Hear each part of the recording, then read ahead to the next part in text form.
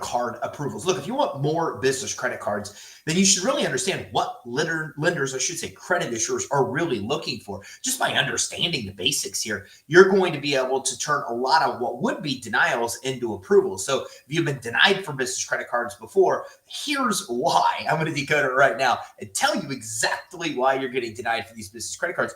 The secret things that lenders and credit issuers are really looking for. And then we're going to talk about the things that you should be doing, the things you should be doing to positively affect these factors so you can get approved. Look, it's all about getting approved. And that's exactly what we're going to dive into right now, is how you stop getting denied and how you get approved just by understanding the factors that tie in to your business credit card approval. So we got a lot to cover. So let's dive in and let's get going. Okay, so when we talk about business credit card approvals, a lot of these are done by an automated system, right? So what's happening is we've got computers evaluating certain factors and determining what we should get approved, which should we get approved, and how much should we get approved for. Here's the factors that they're actually looking for in those computers. Now, beyond that, they're also maybe pushed for manual underwriting. So I'm going to be bringing some things in here that might affect you on credit lines and loans, not as much business credit cards. And we're talking about a lot of things that will affect you on business credit cards, loans, and lines. So just by this training and this training alone, you're going to walk away with a good understanding of the factors that will get you denied and the things that will get you approved as well. And if you're just coming in, tell me where you're coming in from, like Moody saying, hey, boss, thanks for coming in from Facebook. I appreciate it. Okay, so first of all, it's obvious, somewhat not, and it is the credit score. So when we look at business credit cards are way harder to get approved for than consumer credit cards. Like, your credit scores need to be way higher for true business credit cards that don't report to like a consumer credit reporting agency, unless you're building corporate credit, right? We can build a business credit profile and score, or we can use that to fund our business where we can get credit cards without a personal credit check. But either way, credit matters. So let's look at both sides of this coin. Consumer credit. So there are plenty of credit cards out there you can get that are not based on you having good credit, but a lot of them will report on the consumer credit reports. So Capital One Spark card is an example, right? Capital One Spark card, for example, reports on the consumer and business credit reports. Not what you want, because as you put a balance on that credit card, it hurts your consumer scores. We want to stay away from that. But most business credit cards out there, Chase Bank, Barclays Bank, etc., lots of them, they're going to really rely on you having better credit, about a 680, 700 type credit scores. Now, I'm going to pull up an alternative option. I'll pull up some secured credit cards and some other ones that work for you, even if you have subprime credits as well. And I will pull that up right now for you. Excuse me, I probably should have had that pulled up. So there are options out there if you don't have good credit, but a lot of them do rely on you having good personal credit. So here, let's take a look at this right now. I'm going to show you some alternative options. So let me go here to share my screen, and I'll take you over and I'll show you right now. Give me a minute here. Oh, technical difficulties all the way around there. Okay, so let's look at this. So if we look at some of these other options, we see that with these credit cards that are based on personal credit scores, not business credit scores, there's a lot of different options here we have. So this is more of the subprime category. And what I mean by that is, even then, like, you need about a 660 credit score to get approved for a lot of these sources. Now, a lot of them, like Brex doesn't have one, and Ramp, and there's a prepaid Visa card here through PEX. Then this is based on revenue with bad credit. So there are some options here. But for the most part, if you're looking for really good business credit cards that don't require or that do need a personal guarantee, do need a personal credit check based on personal credit, 660 is about the lowest score you're going to see on a lot of these, okay? And there's a lot of these out there, by the way. These are some of the best ones. U.S. Bank, the American Express, Blue Business Credit Card, Southwest, Hilton Honors. So there's a lot of good ones out here. You might want to take a snapshot of some of this. And you can see that almost all of them are 670 plus credit scores to even get approved. Then we look at subprime, right? Here's how crazy it is. The subprime, we're still at 660 with almost all of them. Besides, like, some of these alternative ones like Brex, Ramp, these are like alternatives that you can consider. This is a prepaid through PEX. And then revenued is just based on you having revenue, but you're able to get approved even if you have bad personal credit, right? So that being said, that kind of gives you a look at some of the credit score requirements for some of these sources in the business world. Now, of course, there's a whole other world where we can get credit cards based on business credit quality, right? So we could build a business credit profile and score. We could use that business credit profile and score to get approved for financing as well. And Yvonne, thanks for coming in from Queens, New York. And Melissa, thank you very much for coming in and giving me a hand wave. I say hello to everybody. Give me your company names. I'll give you a shout out right here on the live stream, which is pretty cool. It's like free press here from Credit Suite to promote you.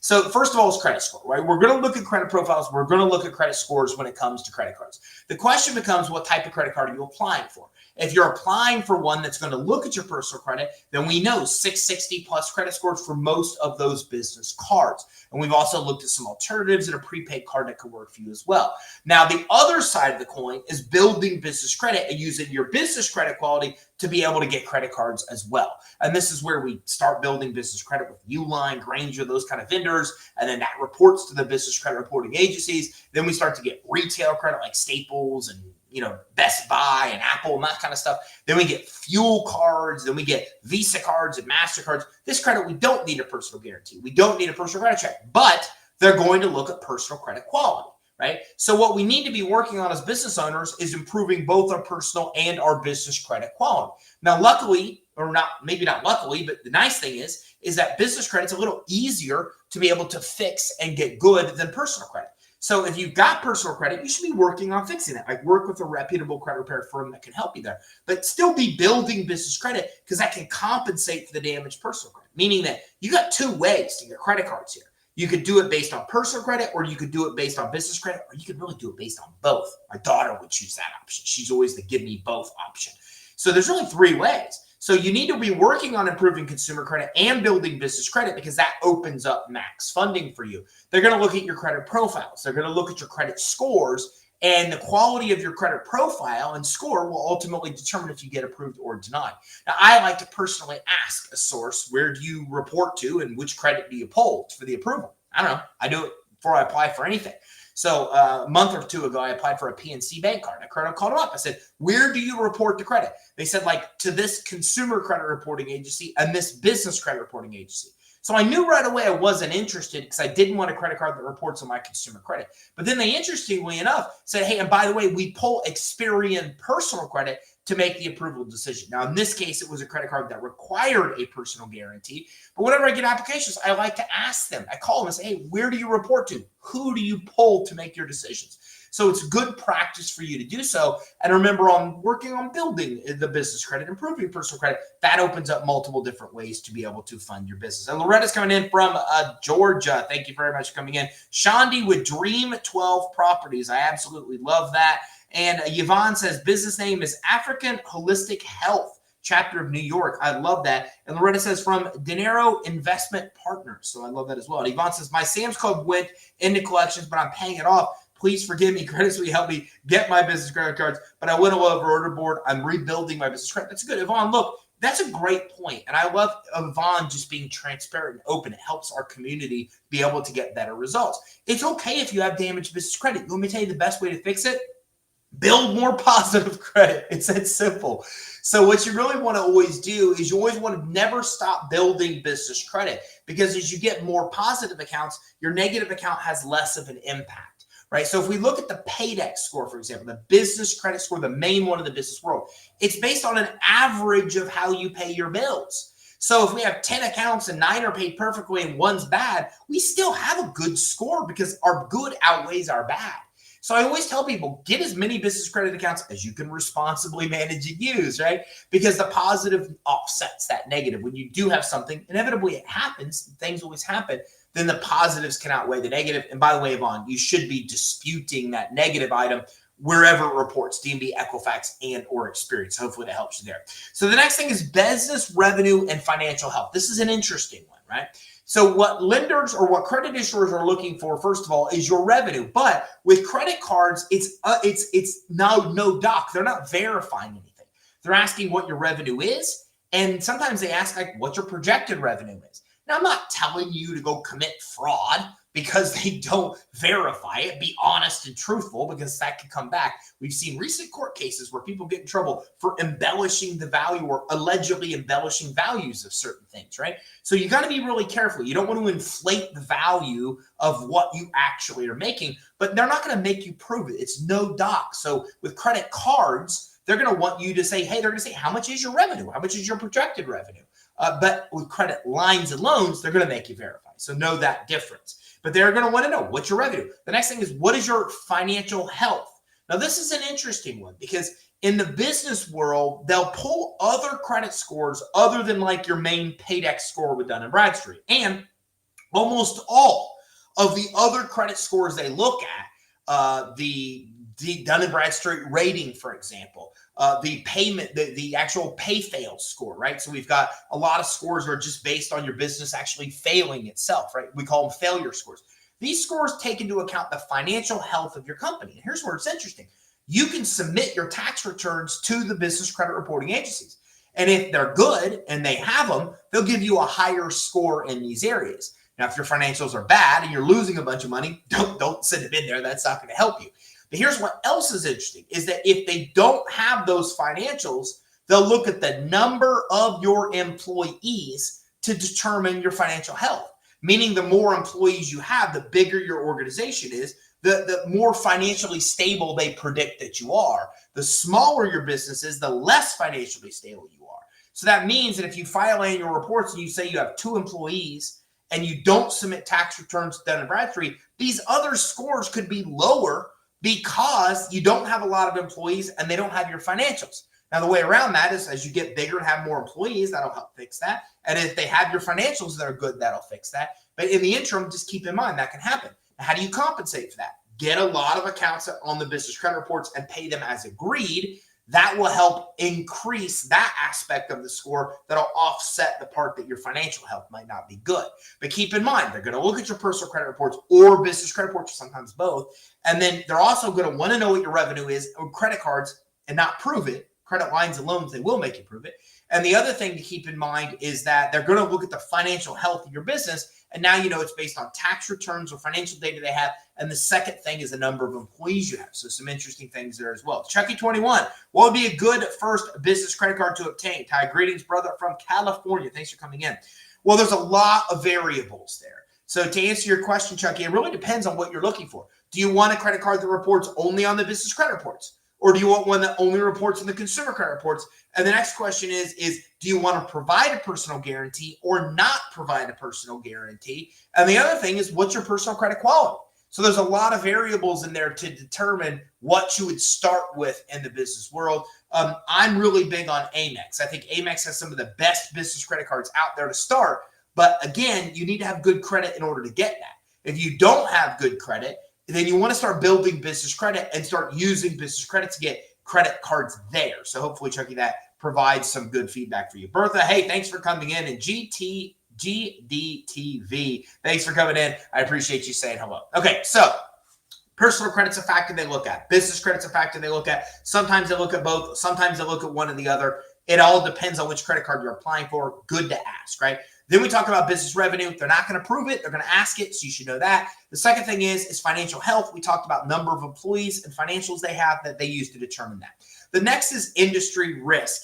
I talk about this. I'm one of the only people that does, and it's super, super, super important because this all comes down to something called your NAICS code. And you can do this right now. Go to NAICS.com. And if you go to NAICS.com, you're going to find a lot of different industries that you can actually use to determine what industry your business is actually in. Here, I'll give you an example. Let me show this to you right now. So if we come and we look, and I don't know, I'm just switching screens. I got all kinds of crazy things going on, but I don't need to. So I don't know what's going on here. Okay, give me a second, and I'll have this pulled up in a matter of seconds for you. Okay. Oh, all right, I almost got it. I'm telling you, technical difficulties all over the place today. Okay, so let me show you what I'm talking about here. If we come here, and I will share my screen. Oh, I was sharing my screen, was it? Oh, I was sharing my screen. Okay, there we go.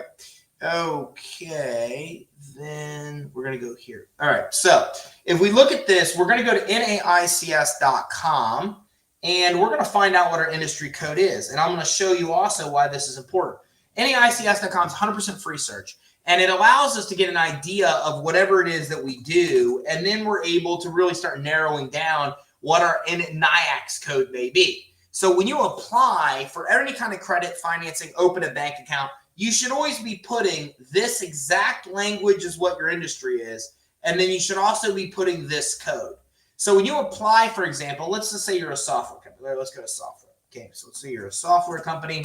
And here's why it's important to know this. You can see I look at software. Look at how many different subcategories of software there are. There's what, 4, 6, 10. So you may say you're a software company. But this is why this is important to note, because there's 10 different subcategories of software. So what of these are you? You have to find out which one is more a descriptor of what you do. Now, let's say you're a software publisher.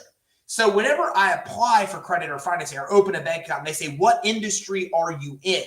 I would literally say software publisher, a parentheses, NAICS code 513210 in parentheses. That's how I apply for everything. And what you're doing there is you're forcing the credit issuer or lender, you're forcing them to use your actual NAICS code. Now, before we want to do that, we want to come here. We want to do high risk NAICS codes. We want to do a simple Google search here. And we're going to look at two things. We're going to, first of all, look at NAICS. We're going to look at NAICS' own list to make sure software is not on there. We're going to check all these to make sure they're not high risk, right? And then if they're not on there, then we're also going to want to check out Credit Suite's blog, which is the second result you'll see. And then this will say, hey, here's other high risk NAICS codes, right? And so we're also going to take a look here, and we're just going to make sure that other high risk NAICS codes are not here. And if they're not here on either one of these lists, then we know that we're okay. We say, okay, it's not here. This is our industry. Now, a lot of people say to me, what happens once you know that info? Who do you tell? Well, first of all, go to your accountant and update your tax returns, future and backwards, to make sure that the IRS knows what industry you're in. Here's why that's important. I'm not an accountant. This is not accounting advice. But that's how the IRS determines who gets audited. What they do is they look at your expenses and they look at others in your same industry, and they make sure that it's in line. If your expenses are way out of line with others in your industry, it throws up red flags, and that's what triggers audits. But here's the problem. If you don't know which of these 10 in NAICS codes you're in software, then you oftentimes put the wrong category. Then your expenses are looked at against others that aren't even in the same industry as you. Then it throws up red flags. Then it triggers unnecessary audits amongst many, many, many other problems. The other problem here is that the bureaus really, really do not like high-risk industries. So they will absolutely crush your credit scores if they think that you're in one of these high-risk industries. So now you know, how do we find what a high-risk industry is? How do we choose our NAICS code? How do we then go forward and make sure they're always putting us in a low-risk industry? Now you know how to do that. And also, when you pull your business credit reports, the bureaus will tell you what industry they have you in, what your NAICS code is. If that's wrong, challenge it with the actual bureaus themselves. Dispute that so then they actually know that you're not in the industry that they think that you're in. And by the way, usually they'll easily fix that. Sometimes they won't. Sometimes they give you some slack. I've done that. Experian, I wrote them and they said, we verified this through a third party. And I wrote it back and I said, I know who your third party is. It's LexisNexis. Here's my LexisNexis report. It's right. Here's Equifax. It's right. Here's DMB. It's right. Here's my tax returns. It's right. And here's yours. It's wrong. So why are we going through this? You have it wrong. Everybody else has it right. Fix it. And guess what? The next time they came back and said, we fixed it. So you absolutely can fix it, usually with little hassle, but some things to keep in mind if you are running into some issues there. And Masio says, hey, Masio from San Francisco, fundable business and credit solutions. I absolutely love that. Shandi says, do credit card companies recheck your personal credit periodically when you have one of the credit cards and reduce your credit limit? I love that question. So it's not as much about periodic credit checks. It's a matter of them getting notified when things change on your credit reports. So if you go to get your business credit reports right now from Dun & Bradstreet, then what will happen is Dun & Bradstreet will then even give you an option if you get credit monitoring from them, and I'm using them as an example, they're all the same, of getting an alert when something changes, right? You may have that. I have that on my consumer credit. When something changes, I get an alert through my email, right? Well, those alerts, lenders and credit issuers also get. So when there's new inquiries, or when your credit score really drops, or when your available credit gets to be too high, those things are what trigger all kinds of things around us. It's what triggers Lending Club to send us letters, and credit card debt consolidation people. These things are all happening because they're getting access to triggers that are notifying them that things change. So it's less about periodic checks. It's more about they're getting notices when things are changing on your credit reports. And when there's adverse changes, that is when they will come in and oftentimes reduce your limits to what you owe. Here's a personal example. So I defaulted on business debts back in 2006 when the mortgage crisis occurred. I owned a mortgage company at the time.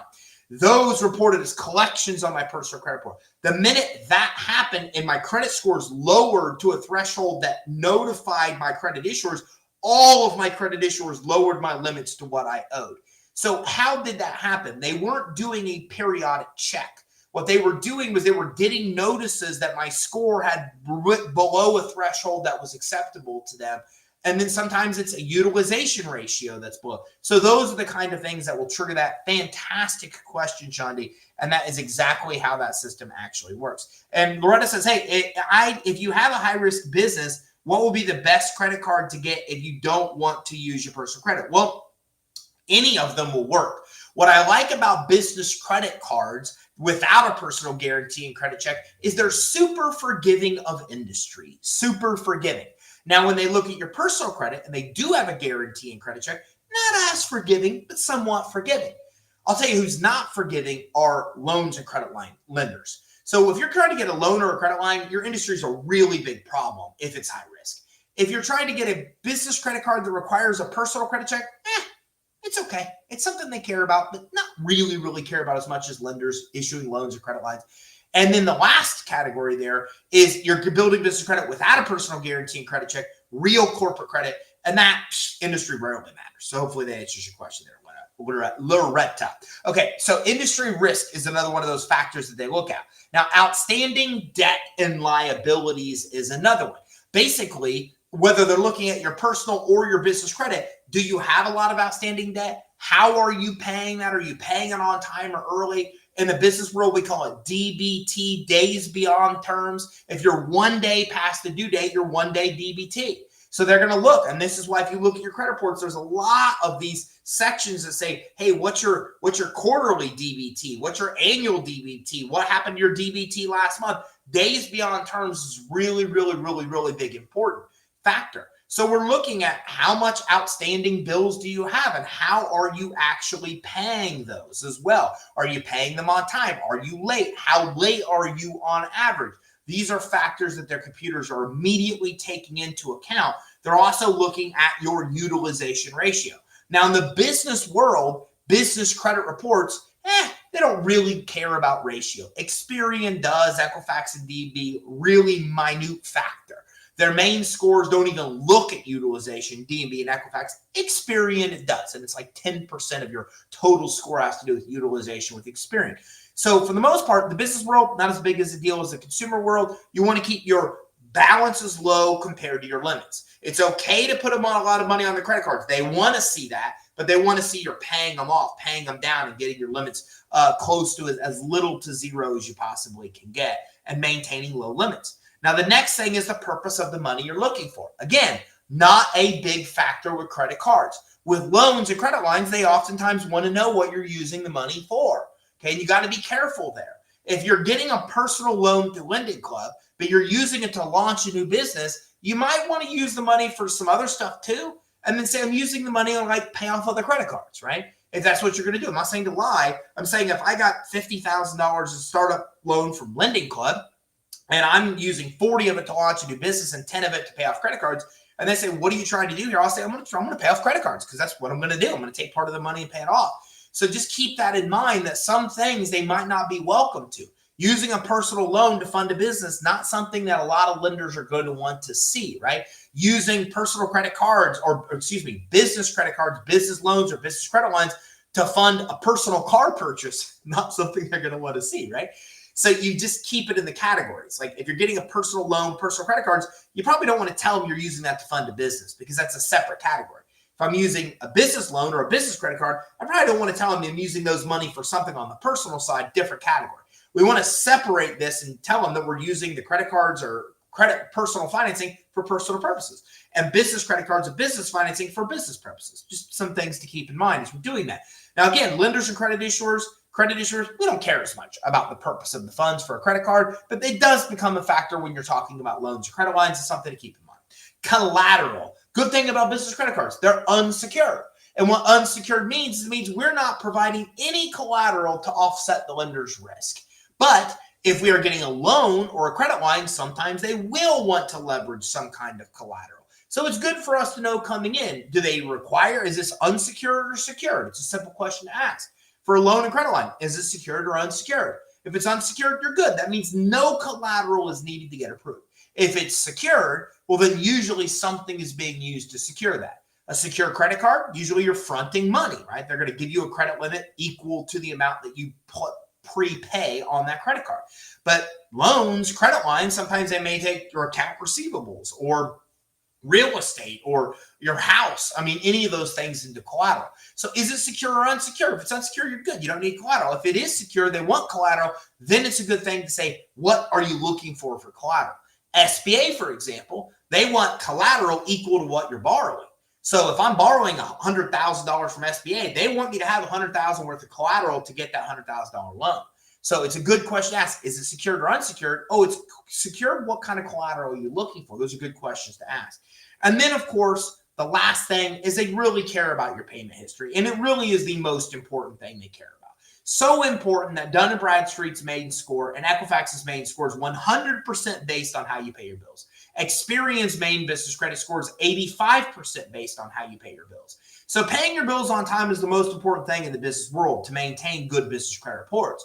And also, honestly, it's the same thing on the consumer credit side. The biggest factor that affects your consumer credit score is payment history, 35% of your score. So again, you got to make sure you're paying your bills as agreed. Now, as we heard earlier, somebody says, hey, I messed up. I didn't pay one. It went to collections. That's okay. Then keep in mind, the older that account is, the less impact it will have on your score. And the best way to offset a negative is to add positive. This is why I tell people you never want to stop building business credit. Because when you're building business credit, you're putting positive on there. And if you make a mistake, you go late, you have a collection, the positive outweighs the negative, and you'll still maintain really good scores because the scores are an average of how you pay your bills.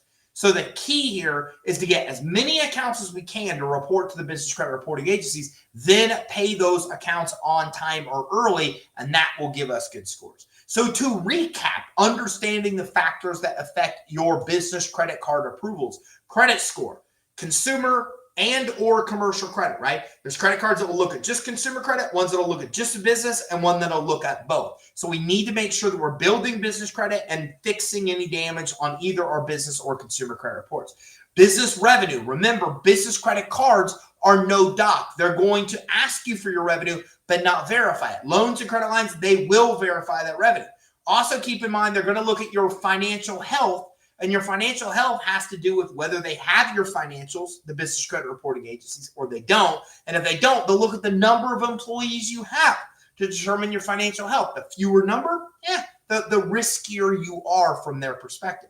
Industry risk, you need to know what your NAICS, your NAICS code is. You need to do a search. Is this a high risk industry? If it's not, that's what you want. And that NAICS code and the exact definition of your industry needs to be used on those applications. Outstanding debt and liabilities. Do you have other accounts reporting? How are you paying those? And what is your balance in relation to your limit, your utilization ratio? More important in the consumer credit side than the business side, but it is something that they're looking at. Also, the purpose of credit.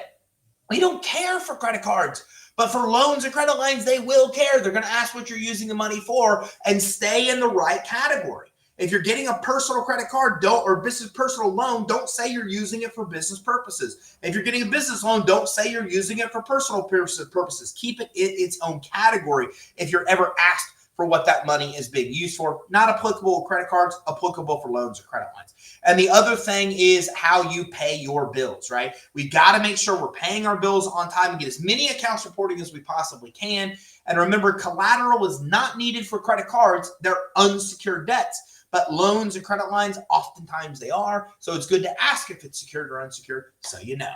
So those are my best advice. And again, I'm going to throw up here one of my best guides. It's been downloaded over 1 million times for building business credit. If this helps you, you can scan the QR code or go to creditsuite.com/EIN to grab it. And this will map out the steps to get business credit cards without personal guarantees and without personal credit checks, which is pretty cool. And a lot of it will help you build your business credit, which makes you more lendable as well. So thanks for tuning in. Now you know the factors that affect your business credit approvals, and keep your eye out for our next training. We're talking about more cool ways to get the money you need to start and